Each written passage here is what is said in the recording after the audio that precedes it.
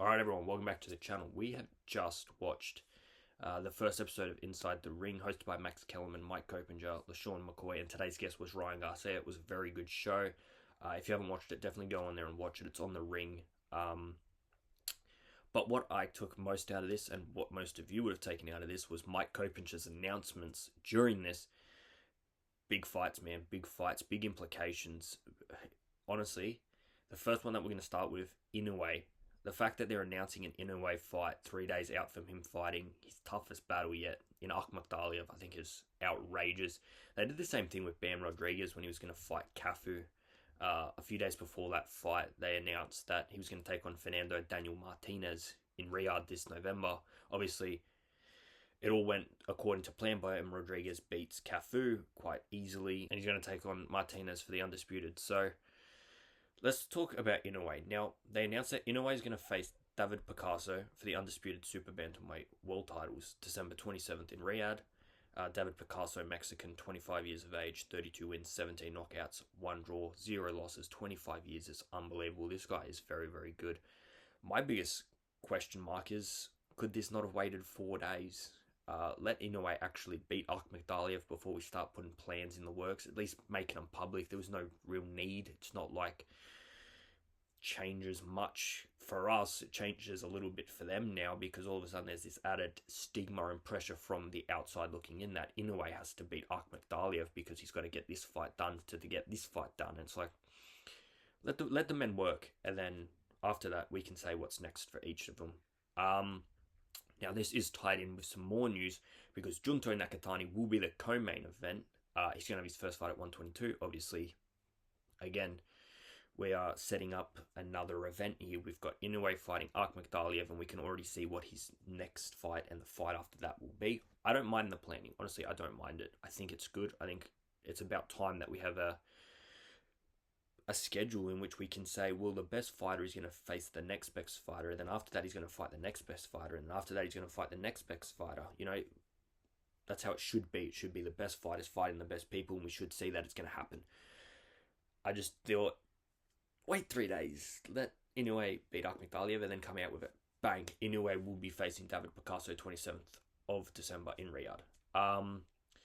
Because it's not given. I think this is a very, very, very difficult fight for Inoue. I think Akhmadaliev is at the peak of his power. Inoue, he got clipped in his last fight. I made a video talking about it, so make sure you check it out after this. But Inoue versus David Picasso, I think it'll be a good fight.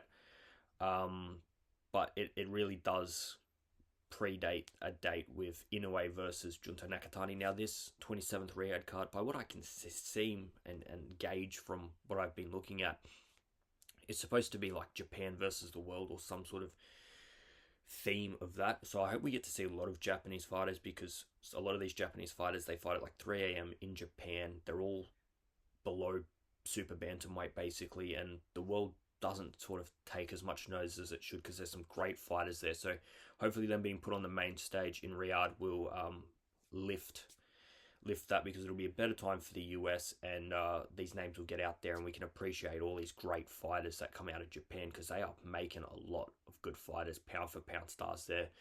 They're very, very good for their size, honestly. All right, the next fight, I kind of feel bad for him, but we're at this point now. In December, Isaac Pitbull Cruz will face Lamont Roach. A done deal for a super lightweight fight planned for December. Look, it's Lamont Roach I feel bad for. He should either be fighting for a world title right now or have a world title. The draw isn't what I have a problem with. I think it's the way that the draw has been dealt with afterwards. It should have been mandatory rematch. If not, Lamont Roach should have the title, if that makes sense. If Gervonta Davis wants to go and fight Jake Paul, that's fine, but give the guy that's in the division, fighting in that division, doing what he's supposed to, professional, the belt, or give him the opportunity to win it, because the judges didn't give it to him on the night. Lots of you would have, and for me, I feel bad for him because I think he's been screwed over massively, especially by the governing body. I think that's poor work from them. But focusing on this fight, I think it's a tough test for Lamont Roach. I think Pitbull Cruz is an animal. When you look at the way Pitbull Cruz fights, it can sometimes be a bit too one-dimensional. Depending on your stylistic matchup, you can beat Pitbull Cruz quite comfortably. At the same time, if you're a bad stylistic matchup, a bit like Rolly Romero was, it can be a long night. It can be a long night. Lamont Roach really, really impressed me and impressed a lot of people, because the fact that people are screaming that Lamont Roach won that fight against someone that's quite a fan favorite in Gervonta Davis means Lamont Roach is a hell of a fighter, and this fight will be tough for him. I hope that the winner of this, no matter what, gets mandatory for Gervonta Davis next, though. I don't care who wins. As far as who I think will win, we'll talk about that closer to the date. But as long as this becomes a, hey, you've won, you are now mandatory for Gervonta Davis, that is the only thing I really fucking care about. So, last fight, and this one is one that I wasn't asking for. I didn't really hear anybody asking for, especially not in 2026, but Errol Spence Jr. seems to be taking on Charlo early 2026. It's just not great, is it? If they had said they're going to take a fight on mid 2026 because both of them are going to have a warm up fight, I'd probably be more invested. Them both coming in cold after 2, 3, 4 year layoffs, respectively.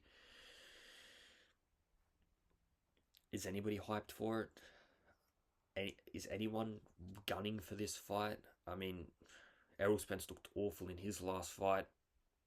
Charlo will be back at super welterweight. You would imagine they would do it at super welterweight, maybe at most middleweight. I just can't get behind it right now. Honestly, 4 years ago, 3 years ago, I would have been knocking the door down for this fight. Right now, sorry, it's just, I don't know. It's odd. Like I said, if Spence was going to have a warm-up fight this year and Charlie was going to have a warm-up fight this year, they get in there against that sort of average opponent. They both go in there, put a show on, knock them out. Yeah, I think I'd probably be hyping it a little bit more. But to come in cold after such a long layoff, both off loss, not for me, man. Not for me. It's just not for me, eh? I mean, the two guys that beat these two guys are going to fight this weekend. I'm so hyped for that. As far as the two losers coming off those losses that many years ago. Nah, I'm sorry. It's not for me. It's not for me at all. Alright guys, let us know your thoughts. Maybe I'm looking at it wrong. Because like I said, 3 years ago I would have bit your hand off for this fight. Let us know about all the things we spoke about today. Do we think Inoue is going to be overlooking Akhmadaliev? Has Lamont Roach been done absolutely dirty by the governing bodies? I think he has. Like, subscribe if you are new, and I'm out of here, guys. See ya.